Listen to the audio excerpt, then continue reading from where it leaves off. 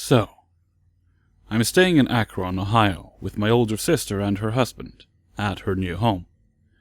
I was 18 at the time, and my boyfriend had broken up with me for his she's just a friend girl, the day after I left my hometown to go see my sis. I was so heartbroken.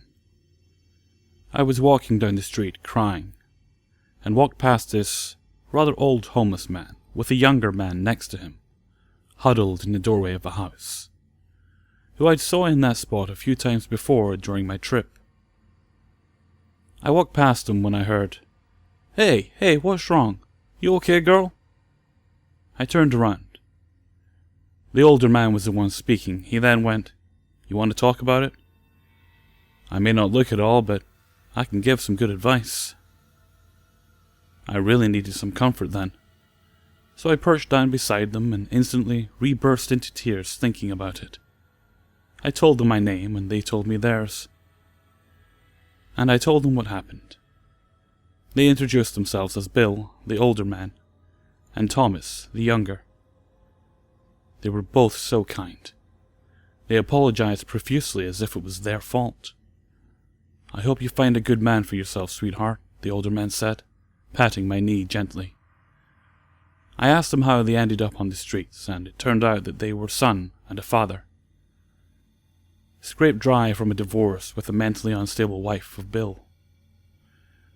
She took out all of his money and spent it on things for her daughter of another marriage, and when he filed for divorce, she killed herself.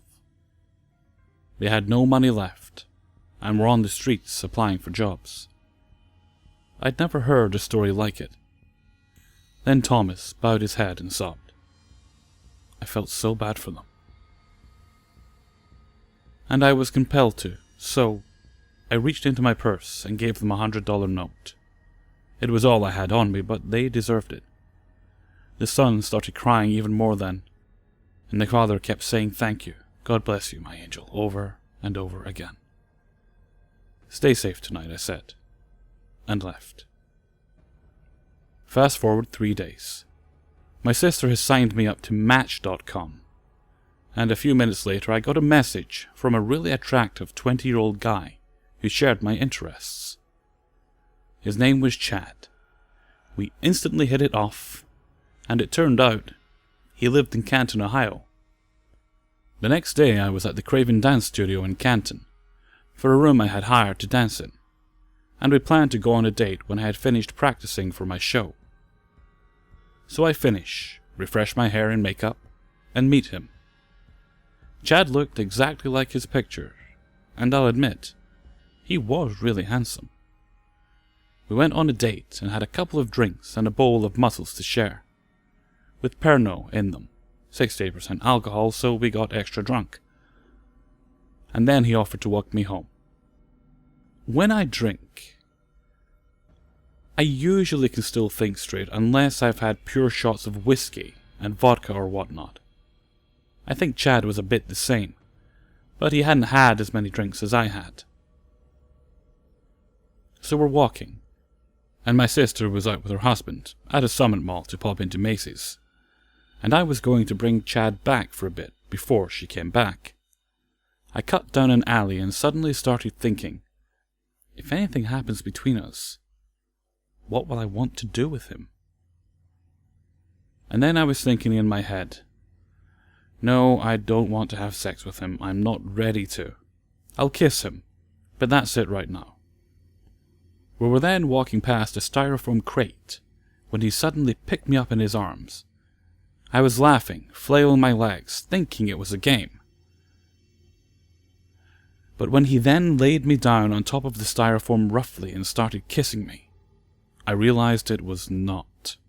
I was uncomfortable, but kissed him back politely as I genuinely did sort of like him. He then started to unbuckle his trousers and I realized what he wanted. No, I said. Yes, he said, kissing my neck. I kept telling him no, until I had to scream it, as his whole body weight fell on top of me, kissing me roughly. I then heard running, and thought he had a whole gang or something, and began to shout and scream. when at that moment his head got kicked into the wall. Bill was there. He was angry, so was Thomas. "Don't you ever touch my angel," Bill said. Chad's nose was bleeding, but he stood up then and went, "Who the fuck are you?" Thomas ran for him, and they started to fight. I didn't see it all, because I then cowered in the corner, screaming for them to stop. And it eventually did. There was blood all down Chad's t-shirt, and Thomas had a cut on his head. Bill was lying on the floor. Then Chad just looked at them both, then me, muttered, "You stood me up, fucking bitch," and then ran like the wind the other way from us. Bill was wheezing, leaned against the wall from his apparent asthma.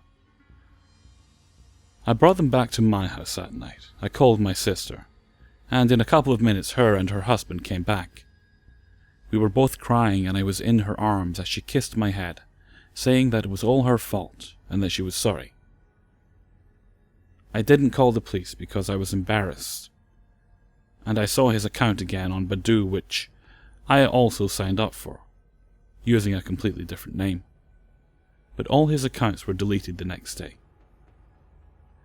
And I will never forgive myself for not calling them that night. Bill died 2 years later from heart failure. I never knew such a brave father-in-law to have. Thomas and I never got over it, and yes, father-in-law does mean we are married. My sister kept Thomas and Bill for a few days as a thank you. And me and Thomas had and have fell in love.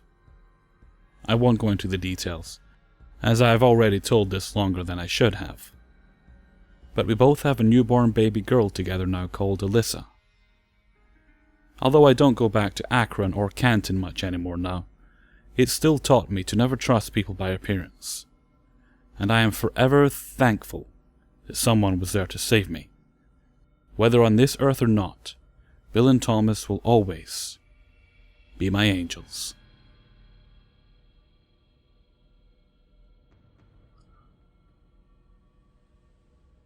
This happened to a close friend of mine from work, who told me this last night, and it sufficiently creeped me out. So, her mother is in the hospital, and she was on her way home from visiting her one night last week. She stopped at the 24-hour Tesco on the way back to get some groceries and petrol, so it was around 10 p.m. when she finally set off for home, the journey to her house taking around 40 minutes. About 5 to 10 minutes into this usually routine trip home, she noticed a car coming up close behind her, flashing the lights as if trying to pull her over. It was just as she was approaching a few miles of road that were fairly deserted, save for a couple of houses, but mainly flanked by fields on either side. It was dark, so she couldn't make out the car or driver, but was fairly certain it wasn't a police car. Besides, she's a careful, teetotal driver with a fully functional vehicle. There should have been no reason for someone to try and pull her over. And she's not so naive that she would just stop on this lonely stretch of road for anyone without a good reason. The other driver was persistent though, and alternately pulled really close, then backed off and flashed the lights. The car continued to follow closely and flash her. It was only as they entered a more populated area and more cars were driving around that the flashing lights and tailgating stopped. Still right behind her though. At this point she was significantly freaked out, but in the panic of the moment, couldn't think of what to do, and still wasn't positive she was being followed.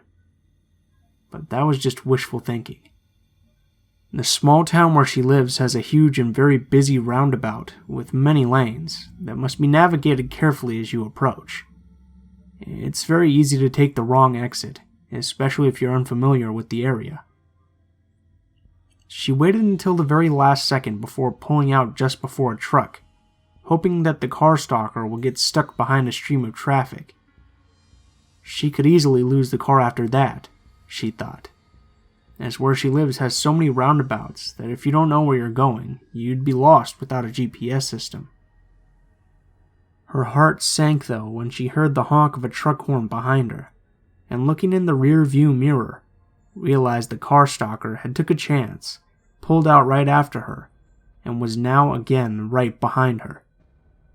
With absolutely no doubt she was being targeted, her mind raced, and all she could think was that she couldn't drive home, or even to her daughter's or sister's house, as she didn't want to lead this person right to her or her family's door. She grew up in this town though, so she knows all the shortcuts, dead ends, roundabouts, like the back of her hand. So she proceeded to lead a merry dance around the area, up a street, down a street, round a roundabout, double back, and so on. This went on for a while, maybe an hour or more, she estimated. Earlier, she had almost skipped getting petrol, as she knew she'd have just enough to get home. At this moment, she was thanking her lucky stars that she had got it, or she'd be breaking down right about now. The car was still following, but at a further distance this time. She pulled suddenly, without indicating, onto a long main road where there were about 10 to 12 identical side streets running parallel to each other all along the road. These led up to cul-de-sacs that pretty much all looked the same. Seeing no sign of a car behind, she swung into a random street, drove up a little behind another car, then killed the engine. Ducking down, after 5 to 10 minutes of what she described felt like holding her breath, she had another check of her surroundings, and it appeared she had lost the stalker. Full of relief, she turned around, pulled out of the side street, and there he was. She could make out the outline of a man in the driver's seat, so she knew for sure now he was male, which somehow made it so much worse. He pulled up on the opposite side of the main road, and was just waiting for her, like he knew where she'd gone and was taunting her. Frozen for a second, she was unable to gather any more details before she got it together and sped off in the opposite direction. It took around another 30 minutes of cat and mouse, plus around 20 minutes of waiting it out, before she finally lost him. She'd managed to quickly pull into an empty driveway after taking a few erratic turns. She was on the right side of a 4x4, which obscured her car, and she switched off all the lights before he'd had a chance to follow her. She waited even longer this time, though. She was sure he had been waiting, but he must have either gotten bored or lost her. She was looking over her shoulder the whole way home, though, and she still does to this day. In hindsight, she realized the best thing to do would have been to go to the nearest police station, or at least call them. But hindsight is a wonderful thing. The next day, she was telling her daughter, who was furious with her for not calling the police or telling her sooner. She did then make a report at the local police station, and was disturbed at what she'd discovered. Firstly, her report was not the only one. 2 other women had reported almost identical experiences. One of them had called the police while being followed, and asked if there were any unmarked police vehicles in the area that may be signaling for her to pull over. They indicated that there were not any such vehicles, and advised the woman to pull into a nearby, well-lit and staffed service station, where they met her to take a report. He soon took off when he saw where she was headed. The other woman had managed to lose him also, by driving towards the police station. This one was in broad daylight. There may have even been more women who just hadn't reported it.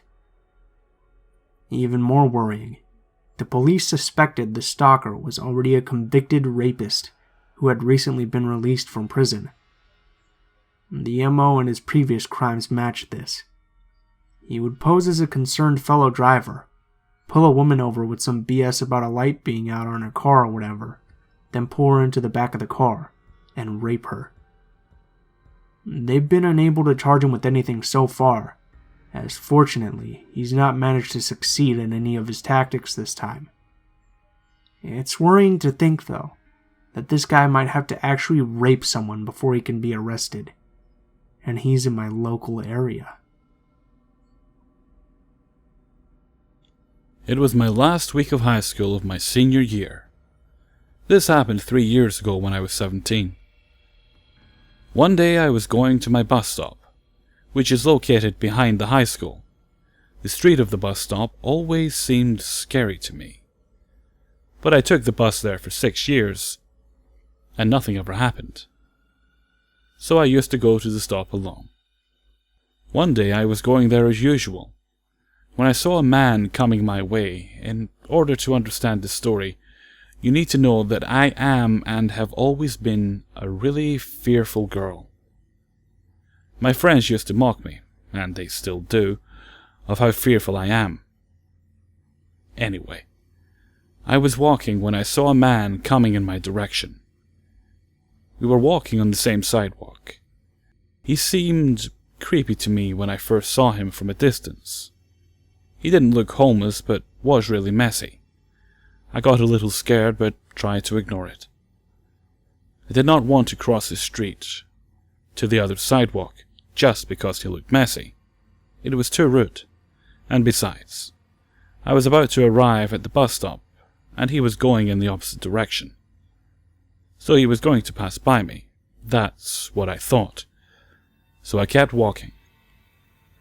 When we crossed each other, he stopped. I kept walking, and I saw him following me a few steps back. I thought that maybe he realized that he was going in the wrong direction. I don't know. I was trying my best not to get scared. When I arrived at the stop, he stood there too. There I was scared, but it was broad daylight, and there were plenty of people at the stop, so I decided not to get scared. A bus that wasn't mine came, and all the people that were at the stop left, so I was left alone with him. He waited a few seconds and approached me. He was a fit man. He seemed to be between 35 and 40. He asked me if I had the time. When he came close to me, I got really scared, so when he asked me if I had the time, I told him no. And in the same second, I turned around and started walking back to the school. I didn't look back, and walked fast.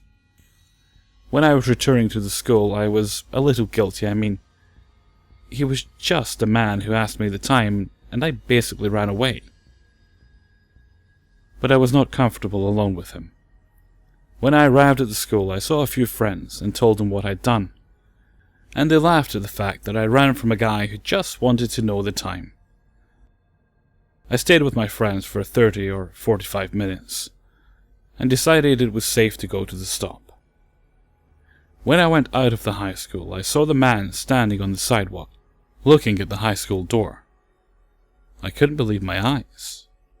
I froze there, and he was just staring at me. He was standing under the sun in one of the hottest December days, just staring at me. I went back inside and I told my friends.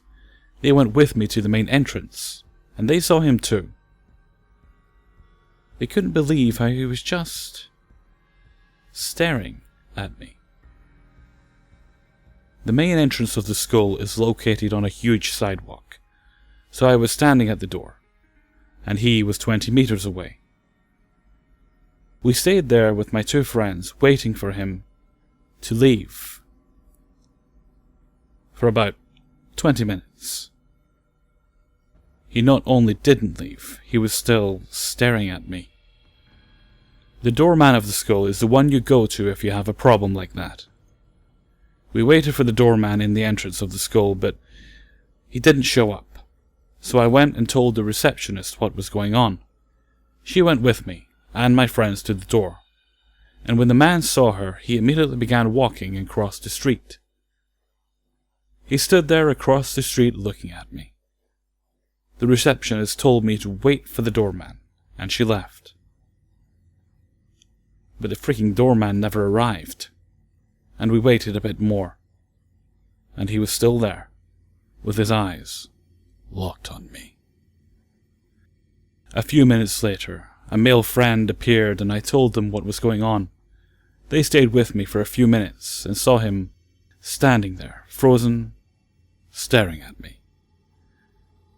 They wanted to face him and tell him to go away, but I was too scared, so I didn't let them.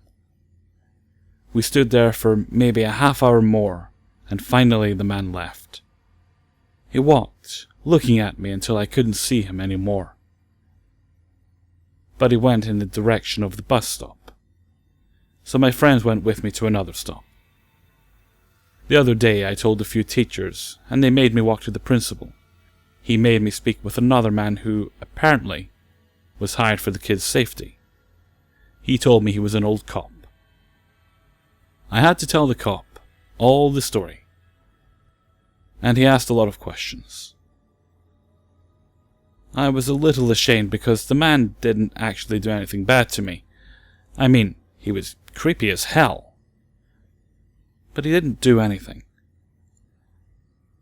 I wasn't that scared of the creepy man until the cop started asking me what I was wearing, how I was wearing my hair. I was wearing a Catholic school uniform, the skirt, and the white shirt. When I told the man the description, he told me that they had seen him around for the last month, going around the high school, at home time. He asked me not to go alone to the stop in the following days, and told me to contact him immediately if I saw him again. I'm going to be 100% honest. Maybe I was too naive, but I didn't think he was going to do anything but steal my phone or my money. It wasn't until later I realized the whole situation I might have escaped from. I don't know what would have happened, and I never saw him again. Hey guys, Elfreezer here, and thank you very much for listening to my collaboration with Blue Spooky. Very special thanks, of course, go to Blue Spooky for suggesting the collaboration. It took us a little while to get it done, but we got there in the end. I think you guys will agree with me, the results there were worth the wait. Excellent job to Blue Spooky. I'm looking into doing another special. You know the kind of thing, lots of stories, maybe a bit shorter than the usual, but all in one longer video. That of course will all depend on how many stories I get, but the last one was 15, so I'm going to shoot for at least 15 this time. Maybe a little more, we'll see what happens. But I'm not really in a rush to get it done, I'll take my time with it, and when it's ready, I'll pop it up for you guys to enjoy. Well, I don't want to keep boring you guys with this sort of thing, so I think I've rambled on quite enough for one video. So until next time, thank you very much for listening, and take good care of yourselves.